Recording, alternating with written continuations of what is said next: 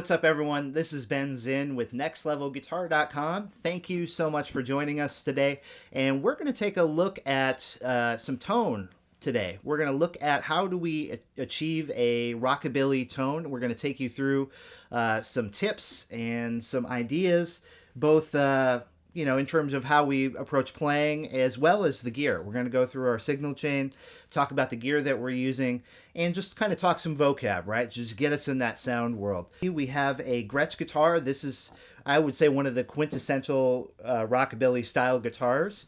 Of course, we have our Bigsby Tremolo system here and our Tron pickups. Everything starts, with our hands and with our guitar, so getting an idea of how to get into that sound world, I think, is a good first step. The Chet Atkins model here, this is a 1967 Country Gentleman. And I think the reason why tonally this type of guitar works so well for rockabilly is hollow body and the Bigsby and the Tron pickups. So the Bigsby, first of all, let's talk about that. There's a type of wiggle that we can get with the Bigsby Tremolo that's different than your standard like Strat style trem or locking trem. The Bigsby, by its very nature, has less warble to it, and I think to my ears creates a more subtle effect. And this is used, to great effect by a lot of the great rockabilly players. We just hear that subtle vibrato. You can go a little bit more. But we're really not talking about dive bombs here. We're talking about maybe half step down. Is about as far as you go with these. And that's just great. That's because we have a spring system here on the Bigsby right there. This is just mounted on a spring and it just bounces back. Hey, if you would like to know a little bit more in depth about how to map out all this information that we're talking about in terms of scales and how to put together the guitar neck and how to string all this together into lead playing, what we've done is we've put together a video lesson that's not available on YouTube. All you have to do is just click on the link that you see down below. If you click on that link, we're going to send you that free video lesson along with the coinciding ebook. And it's a great companion to this lesson as well as several of our other lessons. So just click on the link. We'll send that to you for free from NextLevelGuitar.com. So the Bigsby, I think, is a nice element to the sound, both for chordal playing and for single note.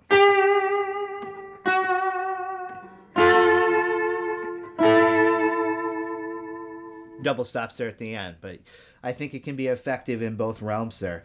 The other component of the guitar that I think is worth pointing out is the Tron pickups, which essentially, to my ears, I think functionally they're basically a humbucker, but they're much brighter than your standard humbucker sound. So you sort of get the best of both worlds. You get that bite and crispness that we like from our single coil pickups, but that output and of course the hum canceling effect that we get from our humbucking pickups. So the Tron pickups, the old ones sound great. There's TV Jones is a newer company that's making these style of pickups that sound great, and they don't have to. The nice thing is you don't have to have a Gretsch guitar to get that kind of pickup sound. I've seen guys put them in Strat and Tele style guitars to great effect. So that's something worth experimenting with. I think if you're getting into rockabilly tones, is to research the Tron pickups or the newer ones, the TV Jones, and see what you can do about putting those in your guitars. It's a big part of the sound. Now, of course, as we travel through our signal chain, there are some other elements. If we bypass the pedals for a moment and talk about our amp, what I'm using today is a Fender Tweed Deluxe clone. So this is a 50s style Fender amplifier. And of course, 50s is when a lot of this great rockabilly music was being birthed. And these are the types of amps that they were using for a lot of these recording sessions that we know and love. And so the Tweed Deluxe is, very American style amp, 6V6 tubes, and it's really got a great breakup sound that you can achieve at not ear-splitting volumes. So we like to have that kind of tone. you can hear that it's a cleaner sound, but it's got a touch of that grit to it. And so we're achieving that through a combination of the amp being a lower wattage amp, and we're driving it just a little bit with a pedal. So as we play a little bit here,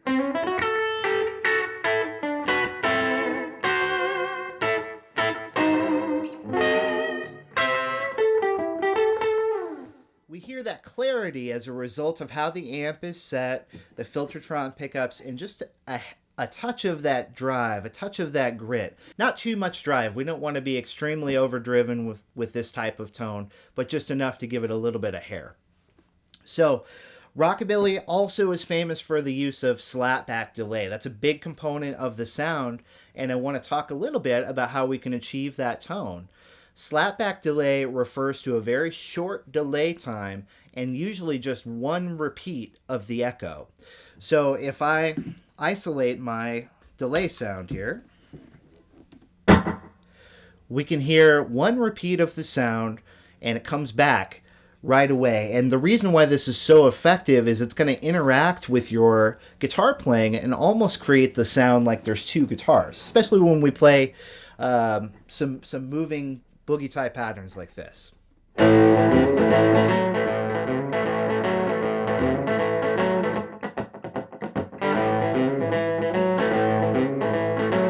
Now let's to compare it. Let's hear what it sounds like with the delay off.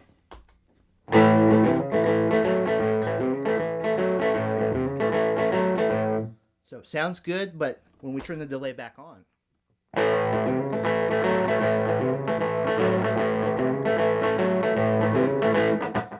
there's just that element that we love to hear from our great Rockabilly recordings with that slapback delay.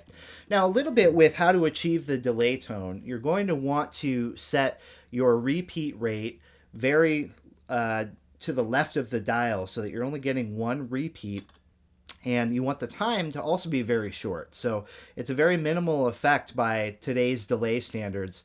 And the type of delay that you're using, the classic sound is a tape delay. So this was achieved oftentimes in the recording studio where a tape echo or actually a tape machine is ran through the guitar signal to achieve that tone. You can achieve the sound of this tape delay through a lot of different methods. There's a lot of great pedal manufacturers that are making digital simulations of these tape echo machines. Or you can use, like I'm using today, an analog delay pedal. The common thread through that is the sound of the delay repeat is not pristine. Because of the technology of the day, when the echo would return, it would not sound exactly like the original signal that was passing through it. And so you would have a little bit of a degraded sound or a murkier or darker repeat to the delay sound. And to me, this is what is a key component of the delay part of achieving the Rockabilly tone. Now, you can certainly use a digital delay and just set the repeats as we demonstrated, but I think the best way to do that is, even if you're using a digital simulation of an older delay sound, if you can darken up the repeat, that's really where this tone lives. And of course, a large part of achieving the tone in any style of music is how we're playing. So we have gone through how our guitar impacts the tone, how our amp impacts the tone, as well as some pedal settings. I think a big component to playing in a Rockabilly style is just to make whatever you're playing swing a little bit. So what we mean by that is if we're playing a boogie style rhythm here,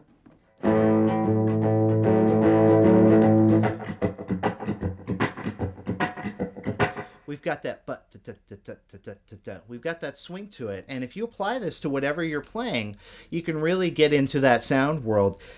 As simple as you want to, just a little back and forth kind of vibe like this.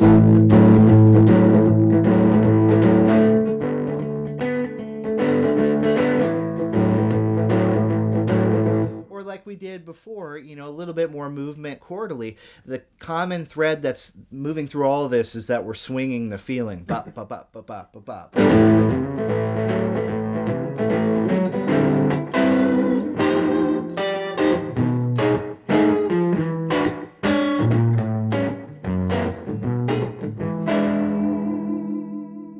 Rhythm component of it, knowing a couple of key chord voicings too to throw in, I think are really nice. Some common rockabilly style voicings that I like to use are the 9th chord. By extension, you can make it a 13 by adding the pinky here.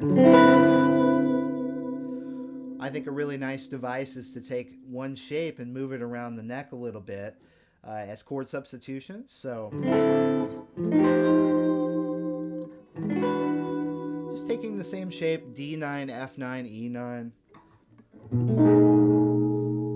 There we have a B13. You see a lot of these upper extension dominant chords, especially as you get into checking out guys like Brian Setzer and some of the more modern rockabilly players. Really interesting, full chord voicings to add some color to this type of play. A 6-9 chord is a favorite too. Basically, but in this case, this note here, this A, is the same as the open string. So if I'm playing in the key of A, I like those kind of chord voicings. That's a great one that we steal from Chet Atkins. We got that second string in there open with a little bit of that Bigsby action. So, learning some of our chord voicings that we can apply in this style and starting to just integrate that into our playing as we have our tone set up in this fashion. I think knowing how to get out of a rockabilly vibe, you take the A train ending, right? So if we're playing in the key of A,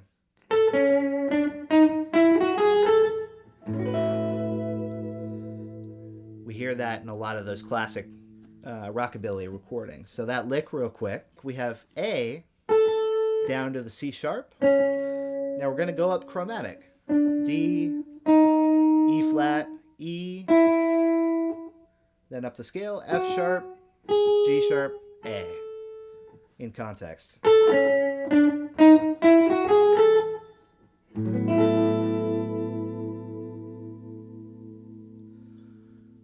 So as well as dialing in the tone, just getting a couple of those key vocab things under our belt is a great way to get into this playing style.